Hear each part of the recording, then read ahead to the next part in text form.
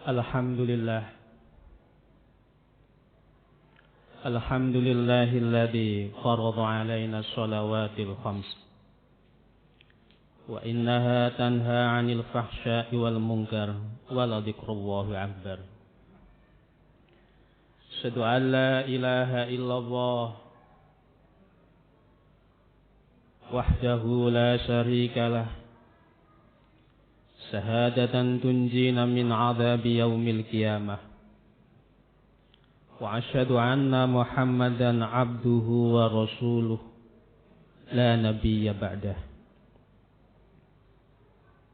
Allahumma shalli wa sallim ala nabiyyinal karim wa ala alihi wa sahbihi ajma'in.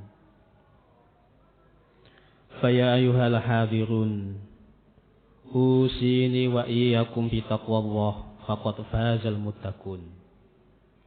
Wa qala Allah ta'ala fil Qur'anil aziz, a'udzu billahi minasy syaithanir rajim. Bismillahirrahmanirrahim. Ya ayyuhalladzina amanu taqullaha haqqa tuqatih wa la tamutunna illa wa antum muslimun. Shadaqallahul azim.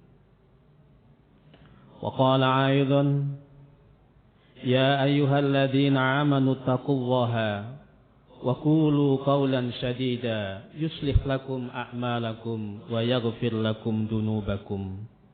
Wa man yuti'illaha wa rasulahu faqad faza fawzan 'azima.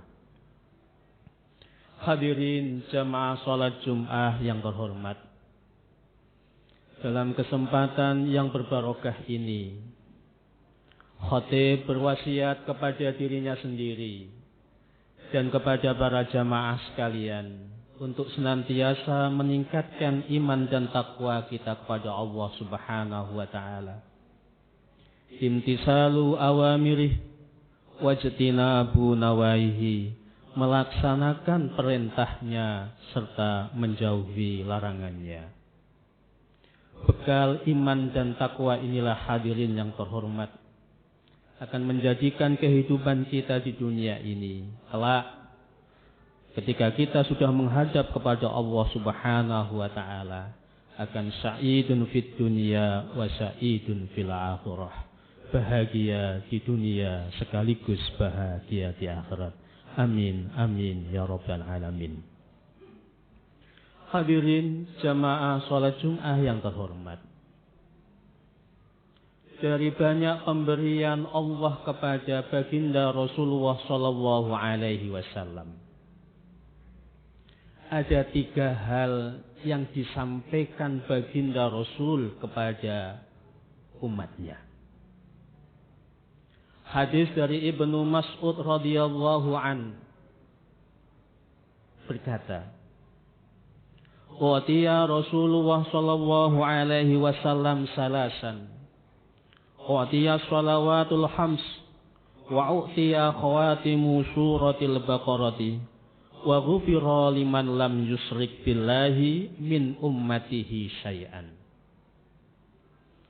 Anugerah karunia Allah yang diberikan kepada baginda Rasulullah sallallahu alaihi wasallam ada 3. Yang pertama adalah salat 5 waktu. Yang kedua adalah beberapa ayat di akhir surat Al-Baqarah. Yang ketiga, anugerah yang Allah berikan kepada baginda Rasulullah sallallahu alaihi wasallam adalah umat baginda Rasul akan diampuni oleh Allah dosanya selama tidak mensekutukan Allah Subhanahu wa taala. Hadirin jamaah salat Jumat yang terhormat. Dari 3 pemberian anugerah yang Allah berikan kepada baginda Rasulullah sallallahu alaihi wasallam dan umatnya ini, ada 1 anugerah yang Allah berikan yang diterima langsung oleh baginda Rasulullah sallallahu alaihi wasallam melalui Isra Mi'raj, yaitu as-shalawatu al-khams. Salat 5 waktu. Ini menunjukkan betapa anugerah karunia yang Allah berikan kepada baginda Rasul dan umatnya yang berupa sholat 5 waktu itu sungguh luar biasa. Kewajiban puasa itu diwajibkan oleh Allah ketika tahun 2 Hijriah. Ketika Nabi sedang perang setelah perang Badar. Roja'na minal jihadil asghari ila jihadil akbari. Demikian sabda Nabi. Wahai para sahabat, kita akan kembali dari perang kecil menuju perang besar, yaitu jihad melawan nafsu melalui puasa Ramadan. Itu ketika puasa Ramadan diwajibkan. Haji, demikian pula haji. Demikian pula ibadah hanya satu yang langsung ketemu dengan Allah, yaitu Isra Mi'raj baginda Rasulullah Sallallahu Alaihi Wasallam, yang menurut para mayoritas ulama itu terjadi pada tanggal 27 Rajab 11 kenabian, 1 tahun sebelum Nabi hijrah ke Madinah. Karena itulah hadirin yang terhormat, ada sebuah perkataan ulama.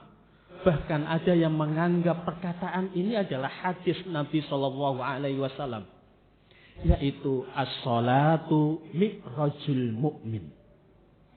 Ketika kita menunaikan sholat, sebetulnya kita naik kepada Allah. Sebagaimana Rasulullah Shallallahu Alaihi Wasallam naik ke Sidratul Muntaha menerima kewajiban sholat ini. As-salatu mi'rajul mu'min. Naik. Jasad kita ada di bumi, tetapi hati kita, ruh kita naik kepada Allah Subhanahu wa ta'ala. Hadirin jamaah sholat Jumat yang terhormat, memang ibadah sholat yang kita lakukan itu adalah wasilah sarana yang paling dekat kita dengan Allah Subhanahu wa ta'ala. Rasulullah Shallallahu Alaihi Wasallam bersabda, Inna ahadakum idza qama fis salati fa innahu yunaji rabbah wa inna rabbahu bainahu wa bainal qiblat. Sesungguhnya salah satu di antara kalian, begitu sabda Rasul, ketika menunaikan salat, ia sesungguhnya yunaji rabbah. Dalam kamus Al-Munawwir, yunaji itu artinya berbicara, berbisik-bisik. Dengan demikian ketika kita sholat, hakikatnya adalah kita ngobrol, komunikasi dengan Allah Subhanahu wa ta'ala. Saking dekatnya kita dengan Allah. Bahkan ada satu rukun sholat yang begitu dekat dan kita disunnahkan untuk memperbanyak doa, yaitu ketika kita sujud kepada Allah Subhanahu wa ta'ala. Dekat sekali dengan Allah Subhanahu wa ta'ala. Kedekatan ini hadirin ada pula di dalam hadis qudsi yang begitu panjang dari Abu Hurairah radhiyallahu anhu. Sami'tu Rasulullah sallallahu alaihi wasallam qala Allah ta'ala qasamtu sholata baini wa baina abdi nisfaini wa li abdi ma sa'ala, rawahu Muslim. Allah membagi sholat yang kita lakukan itu 2 hal. Satu, baini kata Allah, di antara Allah, wa baina abdi wa li abdi ma sa'ala. Dan ketika kita menunaikan ibadah sholat, permintaan kita dikabulkan oleh Allah Subhanahu wa ta'ala. Fa idza qala alhamdulillahi rabbil alamin qala Allah ta'ala hamidani abdi. Ketika kita membaca Fatihah alhamdulillahi rabbil alamin, Allah akan membalas komunikasi itu dengan hamidani abdi. Wahai para malaikat, lihat hambaku sedang memuji aku. Begitu pula surat-surat yang lain. Hadirin jamaah sholat Jumat yang terhormat, Lalu salat takarrub kita kepada Allah Subhanahu wa taala sesungguhnya mengajarkan apa kepada diri kita? Yang jelas, hadirin yang terhormat, ketika kita menunaikan salat yang Allah wajibkan hanya 5 waktu dalam sehari semalam itu, yang mungkin kalau dimenitkan hanya 50 menit dalam 24 jam itu adalah kita menomorsatukan Allah dan menganggap kecil dunia ini. Makanya ketika kita Allahu Akbar, Allah lah yang paling besar. HP kita kecil, urusan di rumah kecil, semua yang ada dengan kehidupan dunia kecil. Yang kita agungkan semata-mata hanyalah Allah, Allah, Allah, Allahu Akbar. Takbiratul ihram mengharamkan segala perbuatan di luar sholat. Bahkan Imam Syafi'i bilang kalau ada orang melakukan gerakan 3 kali di luar rukun sholat, maka dianggap sholatnya itu batal. Karena Allah yang kita agungkan. Dunia kecil, apalagi HP, apalagi pekerjaan, semuanya kecil. Allah lah yang kita agungkan. Dekat kita dengan Allah Subhanahu wa ta'ala. Ilahi anta maksudi waridhoka matlubi. Wahai Tuhanku, Engkaulah maksud dan tujuanku, dan keridhoanmu lah yang saya cari. Itu kita. Dengan Allahu Akbar. Karena dunia yang kita tempati itu, kata Nabi, ad-dunya darun liman la daralahu. Dunia itu sesungguhnya bukan tempat kita, Pak. Bukan tempat di mana kita akan kekal di dalamnya, tidak. Dunia yang kita miliki itu hanya 3 hal apa yang sedang kita pakai. Pakaian yang di rumah, di lemari kita di rumah, itu belum tentu milik kita. Dunia yang kita miliki, apa yang telah kita makan. Itu pun apa yang kita makan, ada yang menjadi kotoran kita. Dunia yang kita miliki, kata baginda Rasul, adalah apa yang kita infakkan, sedekahkan zakat kita untuk Allah, untuk Islam. Orang Jawa bilang, urip mau mampir ngombe. Hidup itu hanya mampir minum, sangat sebentar. Karena itu, salat mengajarkan kita, takawuf mengajarkan kita untuk menomorsatukan Allah, mengagungkan Allah di atas segala-galanya. Allahu Akbar. Lalu kalau kita kemudian dekat dengan Allah, apa yang kita dapatkan? 1, kita akan mendapatkan optimisme. Menyandarkan segalanya kepada Allah Subhanahu wa ta'ala. Memandang sesuatu dengan pandangan positif. Yang membedakan antara Nabiullah Adam dengan iblis laknatullah itu 1 hal. Ketika Adam melakukan kesalahan dengan makan buah larangan, dan ketika iblis tidak mau sujud kepada Allah, adalah iblis berputus asa dari rahmat Allah. Orang yang dekat dengan Allah diliputi hidupnya dengan optimisme, dengan penuh harapan karena bersandar kepada Allah Subhanahu wa ta'ala. Wa may yaqnatu min rahmati rabbih illa dhalun. Tidaklah ada orang yang berputus asa dari rahmat Allah kecuali orang-orang yang sesat. Naudzubillah min dzalik. Ada 2 kisah hadirin yang barangkali kita menunjukkan betapa kemudian orang yang dekat dengan Allah itu optimis betul, penuh harap betul. Nabi Muhammad Sallallahu Alaihi Wasallam ketika hijrah, tinggal di Gua Sur 3 hari. Jalan masuk ke dalam Gua Sur itu sudah dipenuhi dengan laba-laba dan sarang burung. Datanglah orang kaum kafir Quraisy. Abu Bakar itu takutnya luar biasa. Kelotak itu sudah. Apa jawab baginda Rasulullah Shallallahu Alaihi Wasallam dan diabadikan di dalam Al-Quran? La tahzan innallaha ma'ana. Wahai Abu Bakar, jangan bersedih hati. Allah akan menolong kami. Itu kalau orang tidak dekat dengan Allah, tidak mungkin ada ucapan semacam itu.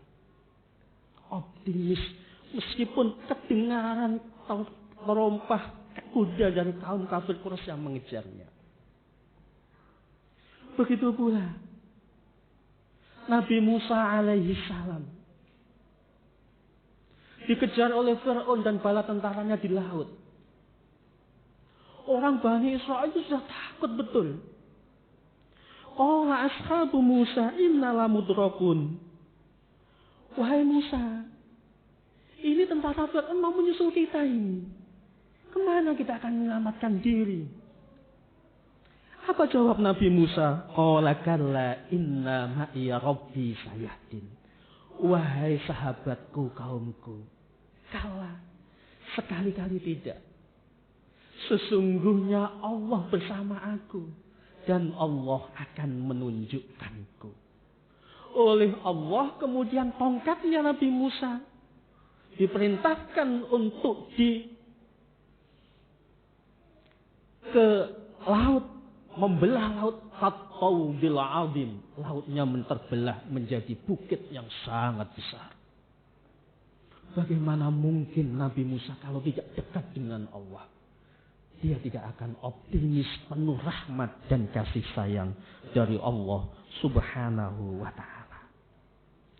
Begitu pula hadirin yang terhormat. Kalau kita sudah dekat dengan Allah, Allah akan menjaga hidup kita. Allah akan menyelamatkan hidup kita. Meskipun ada para nabi yang terbunuh secara zahir, tetapi berkat dakwah yang dilakukan oleh para nabi yang sudah terbunuh itu pun agama tauhid telah tersebar. Nabi Ibrahim alaihi salam misalnya hadirin, oleh Raja Namrud dibakar.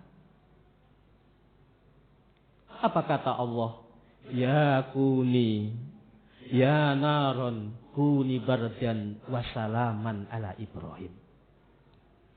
Wahai api, jadilah kau dingin dan menyelamatkan Nabi Ibrahim alaihissalam. Ketika Nabi Muhammad Shallallahu Alaihi Wasallam dalam perang Badar yang saya sebutkan tadi, itu jumlah pasukannya hanya 300. Dari 300 itu yang memakai baju perang hanya 8. Kemudian kendaraannya onta hanya 70. Kemudian ditambah 2 ekor kuda melawan kaum kafir Quraisy yang jumlahnya 1000. Senjatanya lengkap, kendaraannya lengkap. Sampai Allah menyebut Nabi Muhammad dan bala tentaranya itu hadirlah dalam kondisi yang sangat rendah. Tetapi oleh Allah Subhanahu wa ta'ala ditolong dan dijaganya. Sehingga sekalipun jumlahnya 300 dengan peralatan senjata yang terbatas, Allah menyelamatkannya. Berkah hidup dekat dengan Allah Subhanahu wa ta'ala. Mungkinkah kita dapatkan sebagai manusia biasa? Sangat mungkin hadirin yang terhormat. Tidak hanya Nabi. Karena ketika kita mendengarkan suara azan, yang terdengar salah satunya lafadznya adalah hayya 'alas shalah, hayya 'alal falah. Marilah menuju sholat, marilah menuju kemenangan, kebahagiaan, dan yang lain-lain. Itu panggilan muadzin, panggilan yang paling merdu.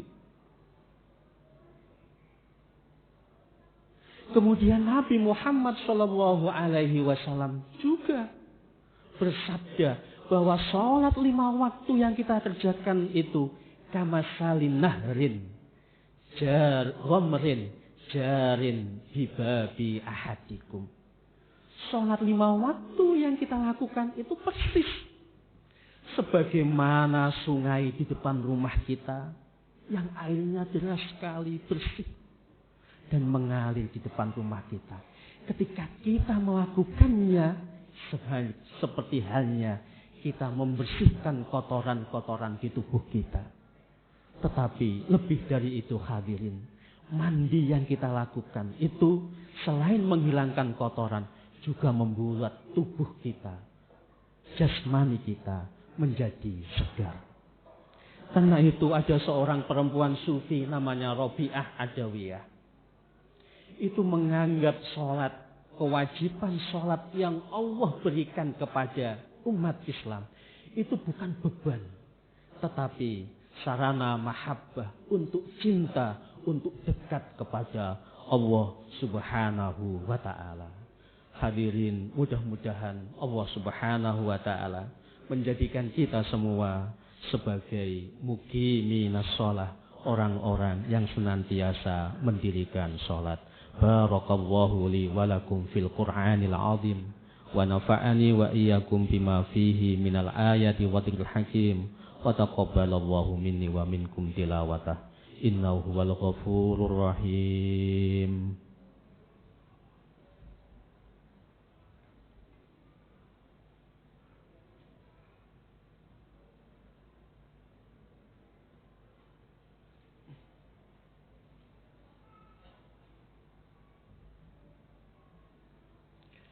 Alhamdulillah, alhamdulillahi ala ihsanih, wasyukru lahu ala taufiqih wa imtinanih. Asyhadu an la ilaha illallah wahdahu la syarika lah, wa asyhadu anna Muhammadan abduhu wa rasuluh ad-da'i ila ridwanih. Allahumma salli wa sallim ala nabiyyina Muhammadin wa ala alihi wa ashabihi. Amma ba'du, faya ayyuhal muslimun ittaqullaha fima amar wantahu amma naha wa alamu anna Allaha amarakum bada'a fihi binafsihi wa sanna bimalaikatihi bi qudsih wa qala inna Allaha wa malaikatahu yusalluna 'alan nabi ya ayyuhalladzina amanu sallu alaihi wa sallimu taslima. Allahumma salli wa sallim wa barik ala nabiyyina Muhammadin wa ala alihi wa ashabihi wa man tabi'ahu ila yaumiddin. Allahumma ighfir lil muslimina wal muslimat wal mu'minina wal mu'minat al ahya minhum wal amwat. Allahumma la tada' lana dhanban illa ghafartahu wa la daynan illa qadaitahu wa la hajatan min hawaiji dunya wal akhirah illa qadaitaha ya arhamar rahimin. Allahumma aslih lana dinana alladhi huwa ismatu umurina wa aslih lana dunyana allati fiha ma'asuna wa aslih lana akhiratana allati ilaiha ma'aduna. Waj'alil hayata ziyadatan lana fi kulli khair waj'alil mauta rahatan lana min kulli syarrin. Allahumma inna nas'alukal huda wat tuqa wal ghina wal mauta 'alal imani wal islam wal mauta 'alal imani wal islam wal mauta 'alal imani wal islam. Allahumma a'inna ala dzikrika wa syukrika wa husni ibadat. Rabbi ja'alni muqimas sholati wa min dzurriyyati. Rabbana wa taqabbal du'a. Rabbana atina fid dunya hasanah wa fil akhirati hasanah wa qina adzabannar Ibadallah, innallaha ya'murukum bil adli wal ihsan wa ita'i dzil qurba wa yanha 'anil fahsya'i wal munkar ya'idukum la'allakum tadhakkarun. Wadhkurullaha yadhkurkum washkuruhu 'ala ni'amihi yazidkum wa la dzikrullahi akbar. Assalamualaikum warahmatullahi wabarakatuh.